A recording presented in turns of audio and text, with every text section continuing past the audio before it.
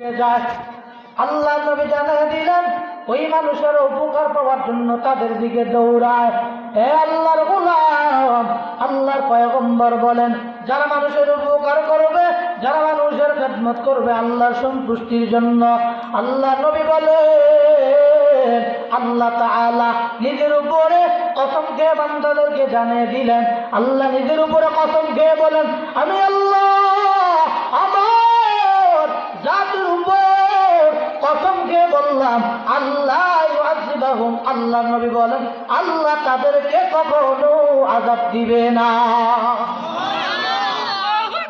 শুধু কি তাই না, না, আল্লাহর হাবিব বলেন ফাইদা কানা ইয়াউমুল কিয়ামাহ, আল্লাহ যখন কিয়ামতের মাঠ তৈরি করবেন, এলাকার যুবকেরা, ও পর্দার অন্তরালের মা, মনের দিলের কান্না দিয়ে শুনে, কিয়ামতের ময়দান আল্লাহ যেদিন কায়েম করবেন, কিয়ামতের কঠিন ময়দানে ওই দিন কেউ কারো কোনো পরিচয় থাকবে না, কারো কোনো পরিচয় কেউ দিবে না। আল্লাহর পয়গম্বর বলে মানুষের জীবনের জন্য সবচেয়ে কঠিন দিন হবে কিয়ামতের ময়দানটা। ওই কিয়ামতের ময়দান আল্লাহ যেদিন কায়েম করবেন, ফাইযা কানা ইয়াউমুল কিয়ামা উদিয়াত লাহুম মানাবিরা বিন নূর, আল্লাহ নবী বলেন কিয়ামতের ময়দানে মানুষের উপকার যারা দুনিয়াতে করবে তাদের জন্য আমার আল্লাহ একটা নূরের মিম্বার তৈরি করে দিবে।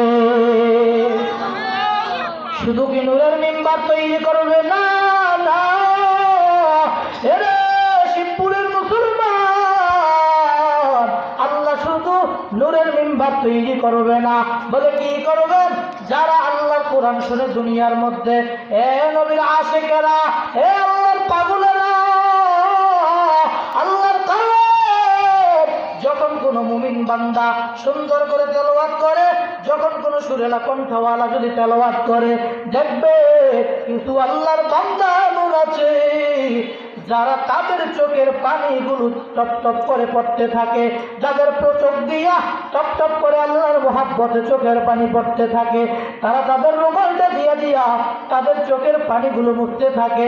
বলে জিজ্ঞাসা করে ভাই তুমি কেন কাঁদো? বান্দা তখন বলে আল্লাহর কালাম কত মজার, কত মজার, এটা শোনার কারণে আমার দিল প্রকম্পিত হয়ে গেল।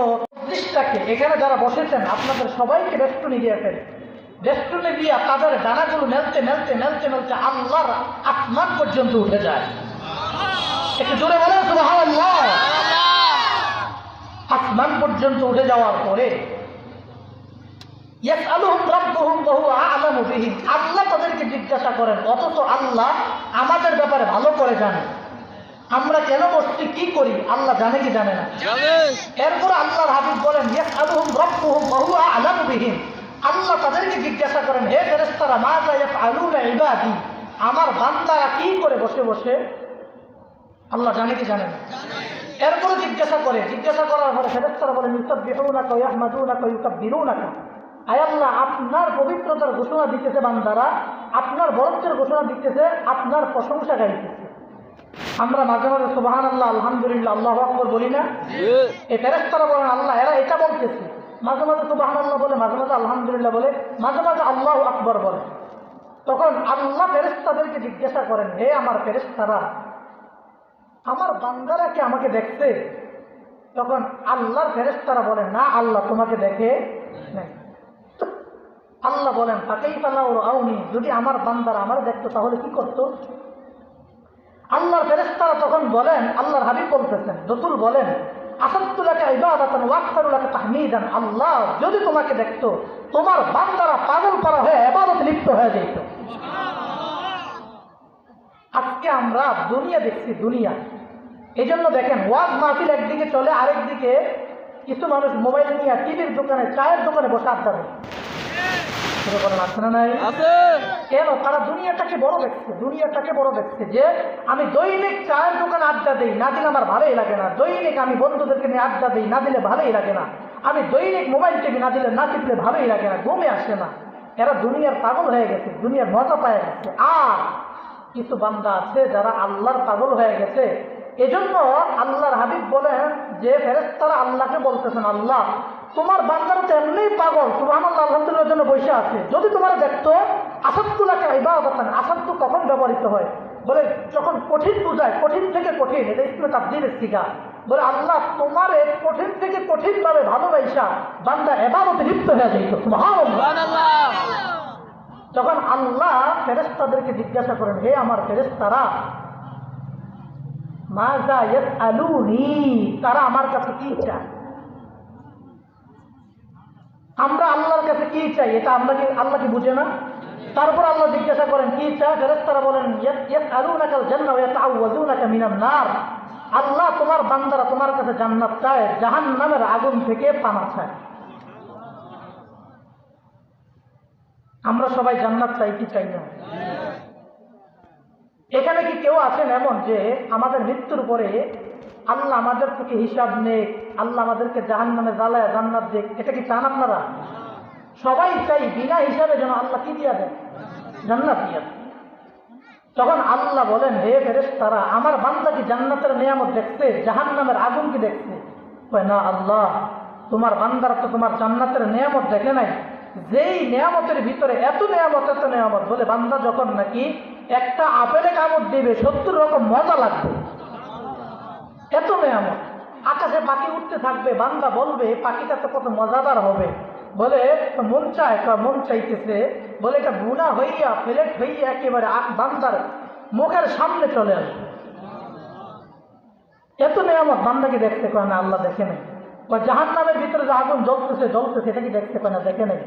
যদি দেখতো আল্লাহ, যদি তোমার জান্নাত দেখতো, তোমার বান্দা তোমার ঘর ছাইরা, তোমার ওয়াজ মাহফিল ছাইরা জীবনে কোনোদিন বাড়িতে থাকতো না, জীবনে কোনোদিন ঘোরাফেরা করতো না। আর যদি জাহান্নামের আগুন দেখতো, আল্লাহ জীবনে কোনোদিন গুনাহের সাথে জড়িতই থাকতো না। কারণ গুনাহ করলে আল্লাহ জান্নাত দিবে না জাহান্নাম দিবে? জাহান্নাম। আল্লাহ তোমার জাহান্নামের শাস্তি দেখলে বান্দা কখনো গুনাহের কাজে জড়িত হইত না। আপনি কি মনে করেন এখন যদি বাংলাদেশ সরকার একটা এলান দিত যে কেউ যদি ফজরের নামাজ না পড়ার কারণে তাকে সকালবেলা আগুন জ্বালায়া একবার আগুনের মধ্যে ফালানো হবে, বলেন তো কেউ কি সারা রাত ঘুমাইত? হ্যাঁ, কারণ কি? চিন্তা করতো ঘুম থেকে যদি একেবারে ঘুম হয়ে যায়, যদি আমার চোখ একেবারে ভীষণ ঘুমে নিমজ্জিত হয়ে যায়, আমি ফজর নামাজ না পড়লেই তো আমার শাস্তি আসবে। কথা বলেন ঠিক নেই? কেউ কি ঘুমাইতো? সারা রাত্র ঘুমাইতো না, বরং চিন্তা করতো ফজরের নামাজ পড়লে ঘুমাবো। কি বলে ঠিক না? তারপরেও বান্দা রাত্রে ফজরের নামাজ পড়ার জন্য তার ঘুমা কাটায় দিত। বলে কেন? এটা দুনিয়ার আগুনের ভয়। দুনিয়ার আগুনের চেয়ে হাজার হাজার হাজার হাজার গুণে বেশি তাপ হবে জাহান্নামের আগুন, যে আগুন লাগার সঙ্গে সঙ্গে নারুল্লাহিল মুকাদা আল্লাতী তাত্তালিউ আলাল আফইদা, আল্লাহ বলেন যেই আগুন লাগার সঙ্গে সঙ্গে কলিজাটা পর্যন্ত গুনাহ হয়ে যাবে। চিল্লায় কই নাউযুবিল্লাহ। আল্লাহর হাবিব বলেন, ফেরেশতারা তখন বলতেছে, আল্লাহ তোমার এই শাস্তি তো দেখে নাই, দেখলে তো বান্দা গুনাহের সাথে জড়িতই থাকতো না, নামাজ মিস দিত না, ওয়াজ মাহফিল মিস দিত না, তোমার জিকিরের মজলিস মিস দিত না। তখন আল্লাহ বলেন, ইশহাদু কদ গফারতু লাহুম, তোমরা সাক্ষী থাকো এই ময়দানে যারা হাজির হয়েছে আমি আল্লাহ তাদের সবাইকে মাফ করে দিলাম। সুবহানাল্লাহ। সগীরা গুনাহ মাফ হয়ে যাবে। আর যদি কেউ তওবা করে আল্লাহর কাছে কান্নাকাটি করে ক্ষমা চেয়ে নিতে পারে, আল্লাহ বান্দার জীবনের কবিরা গুনাহগুলো মাফ করে দিবে। তাহলে লাভ হয়েছে না লস হয়েছে? লাভ। এখানে আসার পরে আমি আপনাদের সামনে যে আলোচনাটা উপস্থাপন করব, এই নিয়ত করেছি সেই আলোচনার আয়াত এবং হাদিসের আলোকে আলোচ্য বিষয়টা আমরা আগে শুনে নিই, তাহলে বয়ান বুঝতে সহজ হবে। কি বলে ঠিক না? আমি টানতেই থাকলাম, আপনি কিছুই বুঝবেন না, বাড়িতে নিয়ে কি শোনাইবেন? আমার আজকের আলোচ্য বিষয় হলো মানুষের উপকার, মানব সেবা, মানুষের খেদমত।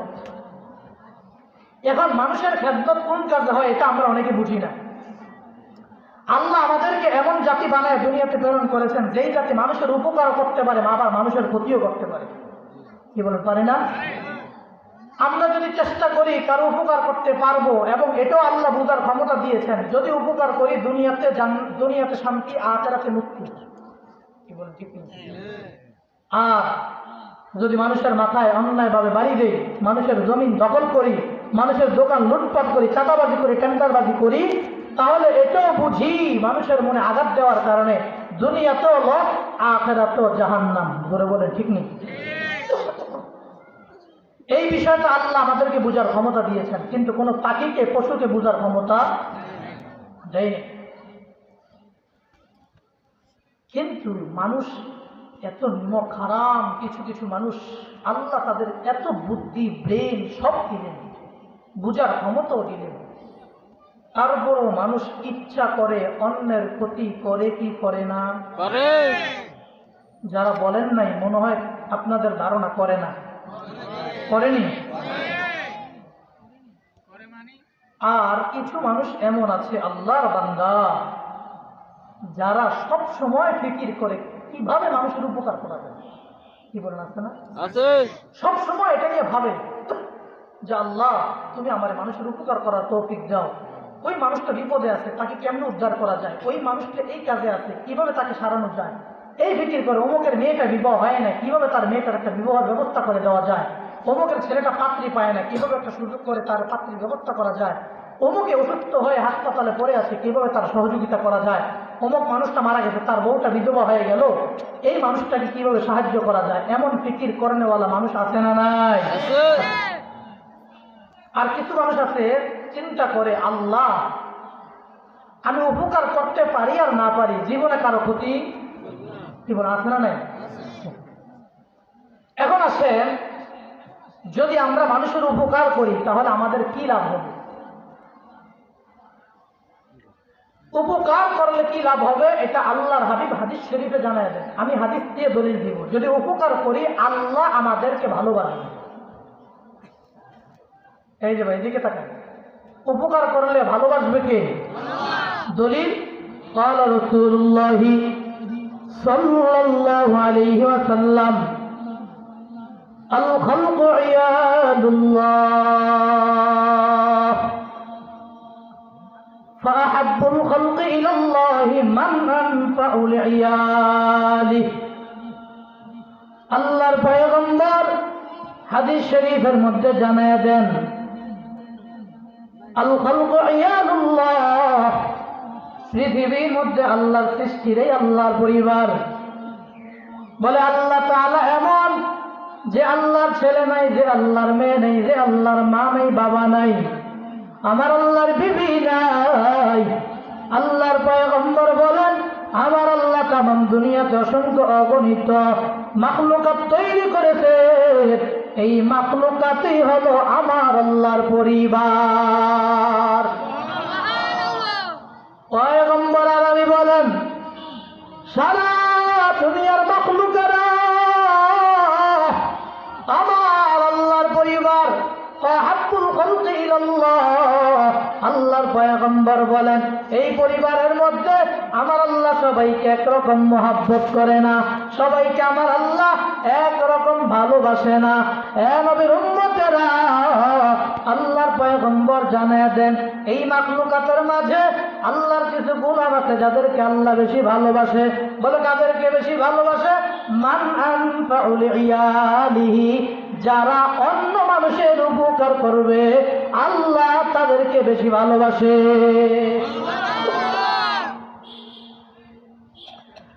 নবীর উম্মতেরা, আমার আল্লাহ মানুষের উপকার করেওয়ালাকে বেশি ভালোবাসেন, বেশি মহব্বত করেন। শুধু তা না, আল্লাহর পয়গম্বর বলেন এই দুনিয়াতে যারা মানুষের উপকার করবে আল্লাহ পয়গম্বর বলেন কিয়ামতের কঠিন দিনে আমার আল্লাহ তাদেরকে আযাব দিবে না। দলিল قال رسول الله صلى الله عليه وسلم إن لله عبادا خلقهم لحوائج الناس। আল্লাহর পয়গম্বর হাদিস শরীফে জানায় দেন ইন্না লিল্লাহি ইবাদা, এই জমিনের মাঝে আল্লাহর পয়গম্বর জানায় দেন আল্লাহ। ওই নূরের মিম্বার বানাবার পরে আল্লাহ নবী বলেন নূরের মিম্বার তাদেরকে আল্লাহ উঠে দিবেন, আর আমার আল্লাহ কিয়ামতের দিন তাদের সাথে সরাসরি কথা বলবে।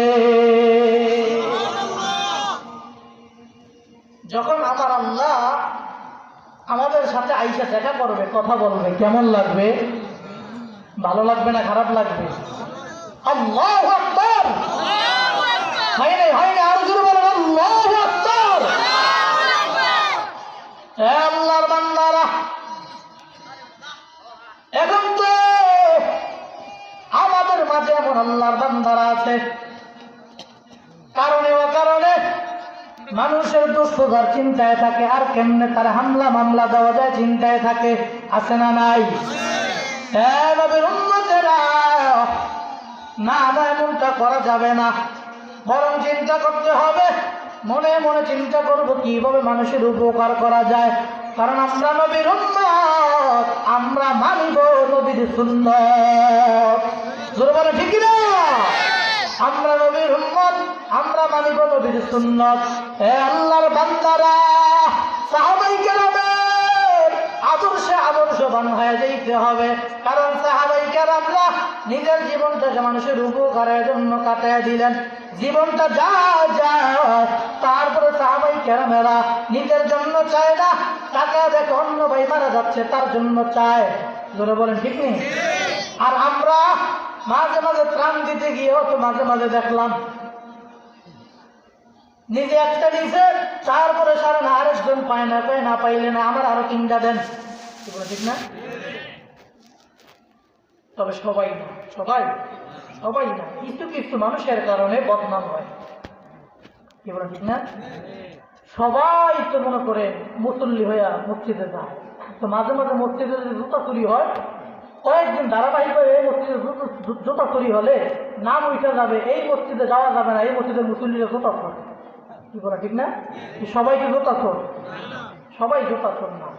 তো এখন নাম উঠে গেছে যে দিতে গেলে মানুষ নিজেরা বেশি নিয়ে নেয়, অন্য কেউ ক্ষুধার্ত আছে এটার দিকে তাকায় না, তাদেরকে দেওয়া যাবে না, এমন কথাও উঠে গেছে। কি বলে ঠিক না? তো আমরা নবীর উম্মত হিসেবে সাহাবায়ে কেরামের আদর্শ নিব। সাহাবায়ে কেরাম মানুষের উপকার করেছে। কি বলেন করে নাই? বলে সাহাবায়ে কেরামেরা মানুষের উপকার কেমনে করলেন? হে আল্লাহর বান্দারা, সাহাবায়ে কেরাম কেমন উপকার করলেন? বুখারী শরীফ হাদিস নাম্বার 57। বুখারী শরীফ হাদিস নাম্বার 57 আল্লাহর পয়গম্বরের সাহাবী জারির ইবনে আব্দুল্লাহ থেকে বর্ণিত। আন জারির ইবনে আব্দুল্লাহ রাদিয়াল্লাহু তাআলা আনহু قال بايعت رسول الله صلى الله عليه وسلم على إقام الصلاة وإيتاء الزكاة والنصح لكل مسلم। জারির ইবনে আব্দুল্লাহ রাদিয়াল্লাহু তাআলা আনহু হাদিস riwayat করে বলেন, আমি পয়গম্বরের হাতে হাত দিয়া কালেমা পড়ে মুসলমান হয়ে যাওয়ার পর একদিন পয়গম্বরের হাতে হাত দিয়া অঙ্গীকারবদ্ধ হয়ে গেলাম, ও নবী আমার, আমি আপনার হাতে অঙ্গীকারবদ্ধ হয়ে গেলাম।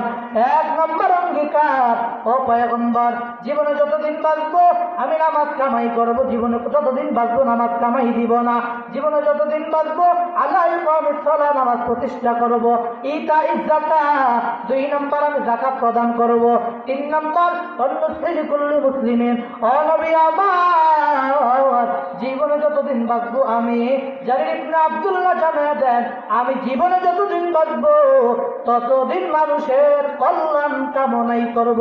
সুবহানাল্লাহ। আল্লাহর বান্দারা, সাহাবায়ে কেরামের আদর্শবান হও। কারণ সাহাবায়ে কেরামেরা মানুষের ক্ষতি করেন নাই, মানুষের উপকার করেছেন। এজন্য আল্লাহর বান্দারা মানুষের উপকার করার জন্য পাগল পারা হয়ে যায়। এর নবীর উম্মতেরা, এখানে আমরা যারা হাজির হয়ে গেলাম, আমরা সবাই চাই আল্লাহ যেন আমাদের প্রতি দয়া করেন। জোরে বলেন ঠিক নেই? আল্লাহর দয়া বন্ধ হয়ে গেলে কেউ বাঁচতে পারবে?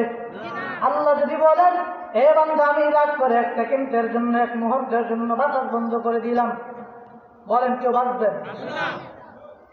সারা পৃথিবীর বেঈমানেরা, ইহুদি বৌদ্ধ খ্রিস্টান যা বলো, সবাই চায় আল্লাহ যেন তাদের প্রতি দয়া করে। কি বলে ঠিক না?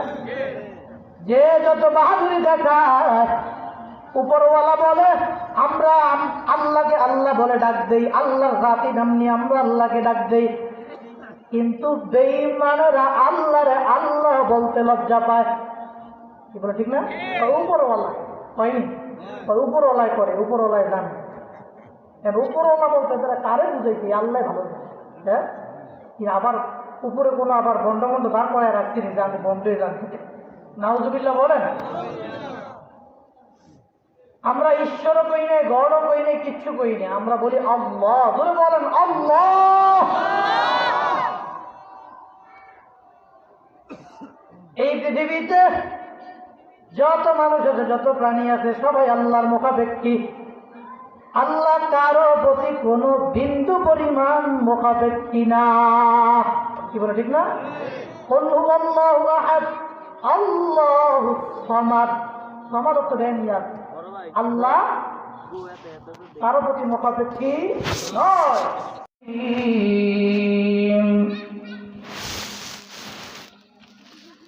تعاونوا على البر والتقوى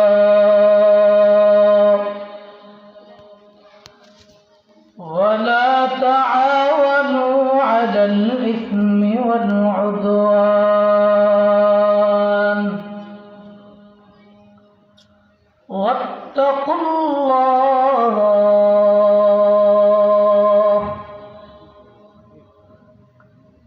إن الله شديد العقاب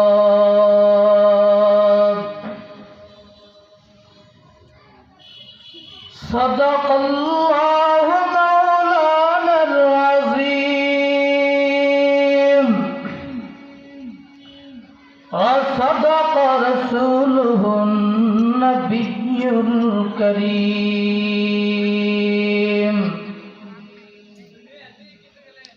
ونحن على ذلك لمن الشاهدين والشاكرين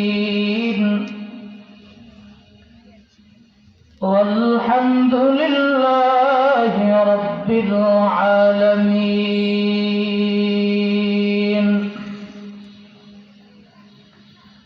وقال النبي صلى الله عليه وسلم الله في عون العبد ما كان العبد في عون أخيه أو كما قال النبي عليه الصلاة والسلام. اللهم صل على محمد وعلى آل محمد كما صليت على إبراهيم وعلى آل إبراهيم إنك حميد مجيد.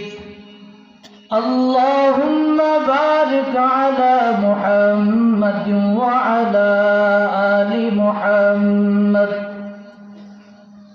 كما باركت على إبراهيم وعلى آل إبراهيم إنك حميد مجيد. بلغ العلا بكماله كشف الدجى بجماله حسنت جميع خصاله صلوا عليه وآله. بلغ العلا সবাই পড়ি ভাই। كشف الدجى بجماله حسنت جميع خصاله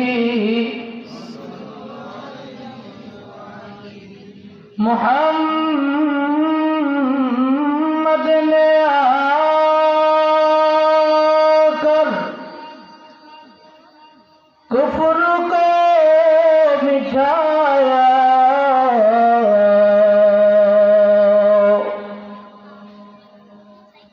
کفر کو مٹا کر صداقت بتایا.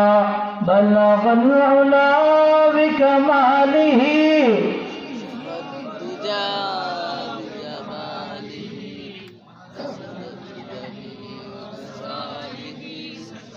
صلوا عليه وآله لا إله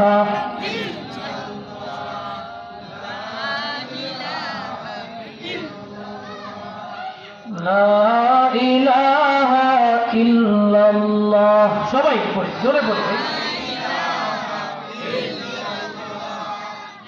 لا إله إلا الله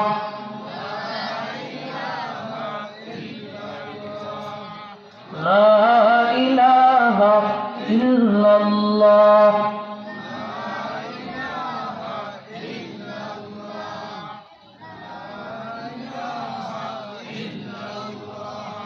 لا إله إلا الله محمد رسول الله صلى الله عليه وسلم मैं दूर हाँ मजबूर हाँ सैयद आलम मैं दूर हाँ मजबूर हाँ सैयद आलम दीदार दिखाते नहीं आवाज सुना दो दीदार दिखाते नहीं आवाज सुना दो मैं सूरत यूसुफ को नहीं चाहने वाला मैं फैज़ की मानंद नहीं आशिक लैला मैं फैज़ की मानंद नहीं आशिक लैला मैं आशिक मौला हूँ मेरा इश्क दीवाना है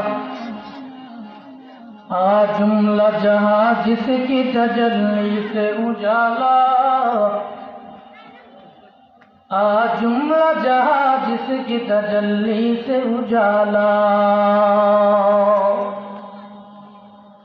अल्हम्दुलिल्लाह मरहुम अब्दुल जब्बार साहेबेर इसाले सवाबेर